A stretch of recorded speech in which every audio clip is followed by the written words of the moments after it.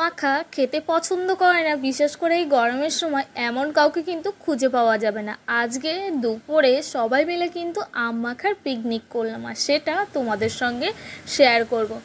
চলো, গাছ থেকে বাড়ির কাছে চলে গেছি। এবার গাছ থেকে আমি কিন্তু ঝট করে একটা আম পেড়ে নিচ্ছি।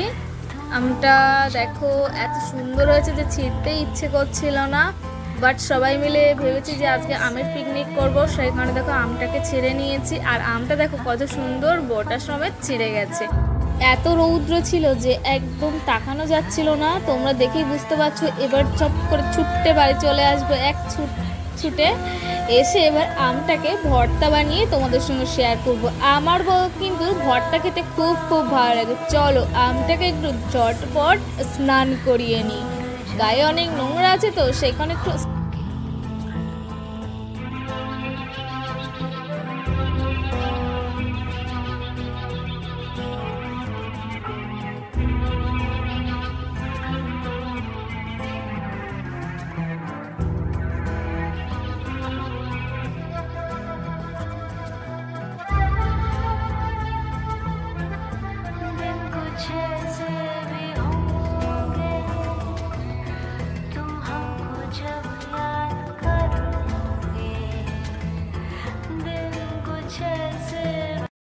আমের ছালটা অফ ক্যামেরায় আমি ছাড়িয়ে নিয়েছি। এবার দেখো আমি কিন্তু আমটাকে গ্রেটারের সাহায্যে ভালোভাবে কিন্তু করে নিচ্ছি। আর সত্যি বলতে এইভাবে আম মাখা খেতে আমার খুব খুব ভালো লাগে। তোমাদের কেমন লাগে আম মাখা খেতে অবশ্যই কিন্তু তোমরা একটা কমেন্ট করে জানাতে পারো। আর আবার সত্যি বলতে জিভে জল আসছিল।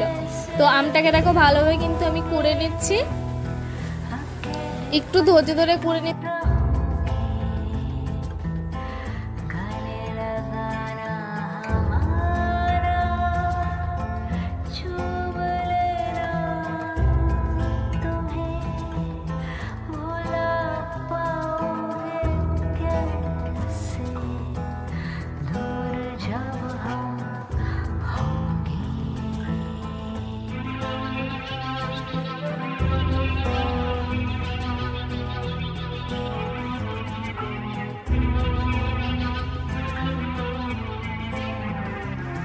আম মাখাটাকে আরও ইউনিক করতে আমি এখানে গোটা লঙ্কা নিয়ে নিচ্ছি মৌরি, এখানে নিয়ে নিচ্ছি জিরে মরিচ,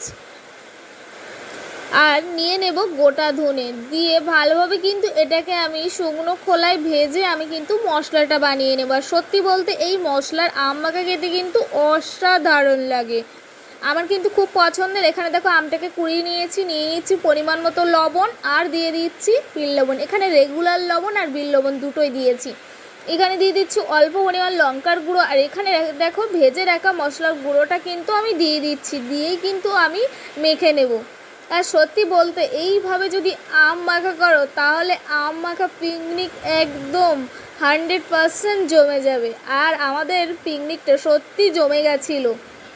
এইভাবে কখনোই কিন্তু আমরা আম মাখা ট্রাই করিনি, আজই কিন্তু ফার্স্ট টাইম ট্রাই করছি। এখানে দিয়ে দিচ্ছি পরিমাণ মতো চিনি, দিয়ে ভালোভাবে কিন্তু মেখে নিচ্ছি। যদি ভিডিওটা ভালো লেগে থাকে তাহলে একটা লাইক, নিত্য নতুন ভিডিও পেতে ইউটিউব চ্যানেলটা সাবস্ক্রাইব করে দেবেন। থ্যাংক ইউ সবাইকে।